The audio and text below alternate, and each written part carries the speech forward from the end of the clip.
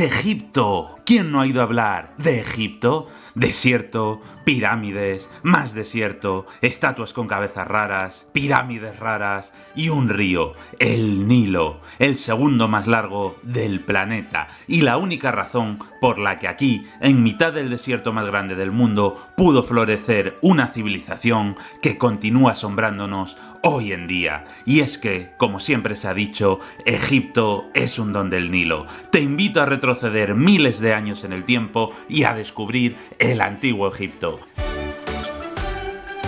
El desierto del Sáhara no siempre fue así. Hasta hace unos 7000 años era un lugar mucho más verde que en la actualidad.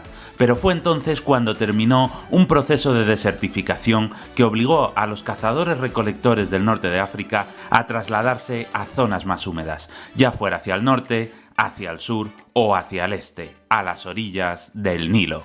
Y mientras que las tribus paleolíticas podían conseguir comida en solo unas 4 horas de trabajo al día, según empeoraron las condiciones climáticas, se vieron obligados a trabajar más, mucho más. Fue entonces cuando en esta zona, en la creciente fértil, estalló una revolución.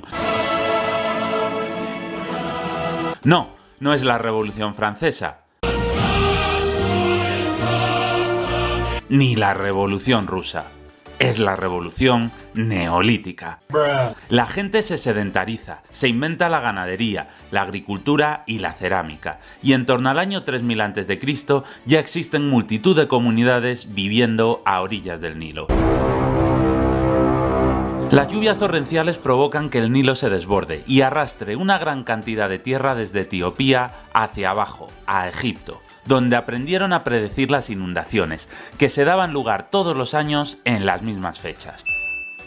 Por lo que comenzaron a plantar en las orillas cultivos que pudieran recoger antes de la siguiente inundación. Y lo mejor de todo es que la inundación cubría los campos con una capa de tierra muy fértil, el limo, mullida, oscura y llena de nutrientes. Surgieron entonces multitud de pueblos y ciudades a lo largo de las orillas del Nilo. La sociedad se volvió cada vez más compleja y se descubrieron los metales, lo que favoreció la acumulación de riquezas, y se abrió la brecha entre ricos y pobres, lo que hizo que los ricos se hicieran con el poder y al final aquellas comunidades a orillas del Nilo acabaron convirtiéndose en pequeños reinos. La ciudad de Tinis, rica y poderosa, acabó conquistando y unificando casi todo el Valle del Nilo. La capital se traslada a Menfis, que se convierte en la gran ciudad de Egipto, y los egipcios comienzan a obsesionarse con la muerte. En el desierto a veces se produce la momificación natural cuando un ser vivo fallece en condiciones de extrema sequedad. Los egipcios observaron este fenómeno natural y lo aplicaron a sus ideas religiosas. Creían que una vez que alguien moría, su alma sería juzgada por un tribunal de dioses, el llamado juicio de Osiris. El dios Anubis depositaba el corazón del difunto, donde se guardaba la moral y la conciencia, en el platillo de una balanza, y al otro lado colocaba la pluma de la verdad de la diosa Maat. Los dioses preguntaban al difunto por sus buenas o malas acciones. Si había sido bueno, el corazón pesaba menos que la pluma, y el alma se salvaba, yendo al más allá.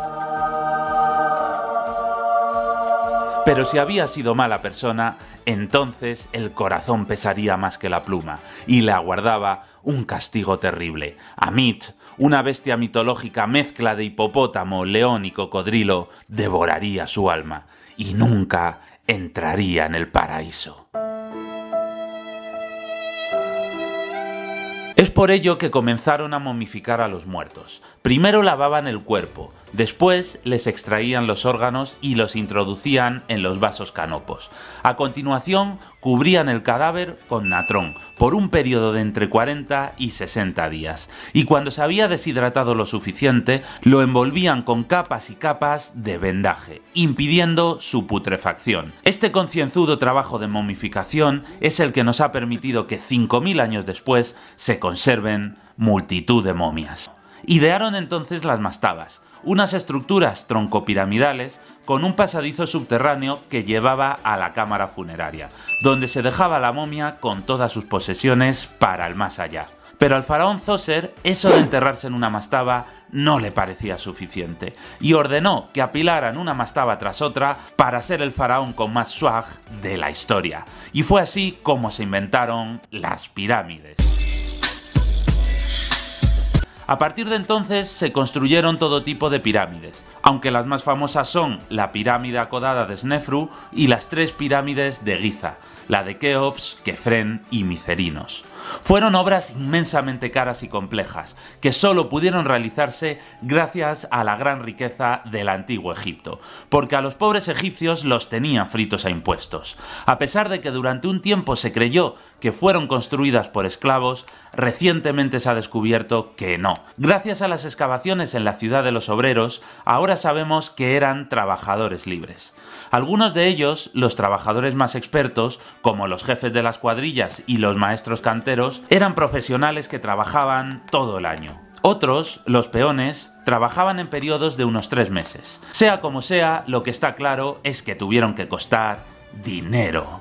Mucho dinero. Egipto quedó dividido en 2 grandes provincias, el Alto y el Bajo Egipto, aunque al verlo en el mapa la lógica nos lleva a pensar que esta zona de arriba es el Alto Egipto y que la zona de abajo es el Bajo Egipto, pero eso está mal.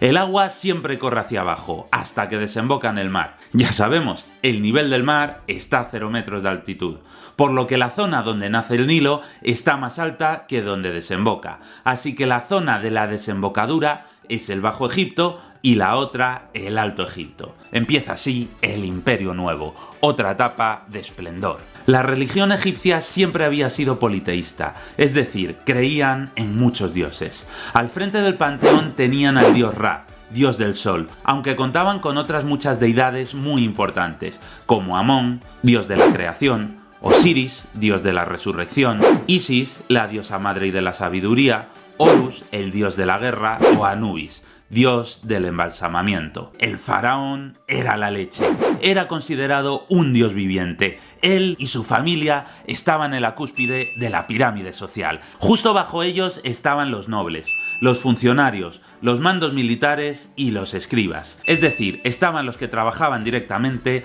para administrar el reino. Las familias de nobles estaban emparentadas directamente con la familia real y ocupaban cargos de importancia. Los mandos militares, como los generales, se encargaban de proteger el reino. Los sacerdotes se encargaban de los asuntos religiosos y los escribas eran aquellos que se dedicaban a escribir, una profesión muy valorada ya que casi nadie sabía leer. Y un secreto, escribir de esta manera tampoco ayuda a que sea fácil. Los egipcios usaban la escritura jeroglífica, tremendamente compleja. A continuación estaba el pueblo egipcio, formado por los campesinos, que se dedicaban a trabajar la tierra, los comerciantes, que vendían artículos, o los artesanos, que se dedicaban, por ejemplo, a tejer o a la alfarería. La gente normal, como tú o como yo. Pero había un último escalón, aquellos que podían ser comprados y vendidos como si fueran cosas, los esclavos. Los esclavos habían sido capturados en guerras o eran hijos de otros esclavos y tenían que obedecer a sus amos haciendo lo que les ordenaran y prácticamente sin derechos.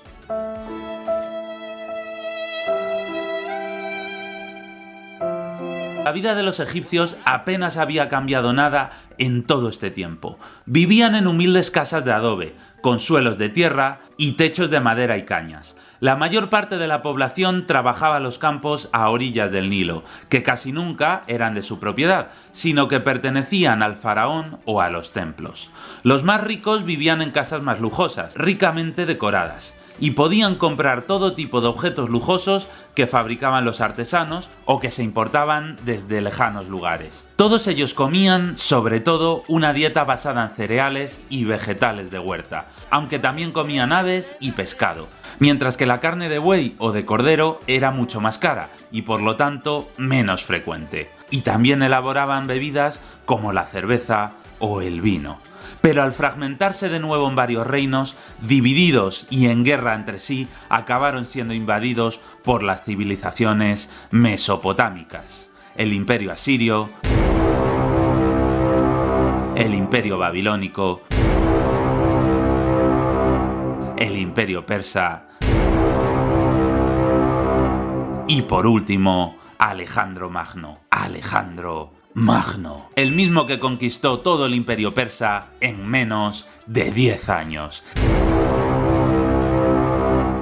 Y es que Alejandro era un crack. Si Alejandro te vacila, tú te calla y lo asimila. Tras la muerte de Alejandro Magno, su general Ptolomeo se convirtió en rey de Egipto. El imperio alejandrino se fracturó y la dinastía tolemaica de origen macedonio se convirtió en la regente de Egipto. Fueron ellos los últimos en gobernar Egipto y el reino comenzó a cambiar. El pueblo seguía creyendo masivamente en su religión tradicional, con sus dioses muy locos, pero la familia real, de origen macedonio, creía en los dioses griegos. Y bajo estos reyes, de origen extranjero, Egipto volvió a vivir un periodo de esplendor. Pero una amenaza se cernía desde el oeste. Una pequeña ciudad-estado fundada en el año 753 a.C., que no había dejado de crecer y ahora amenazaba al antiguo y milenario Egipto. Roma. ¿Lograría Cleopatra salvar a Egipto como reino independiente? Si quieres saber más, deberías ver el siguiente vídeo. Y si te ha gustado, dale un buen like y házmelo saber.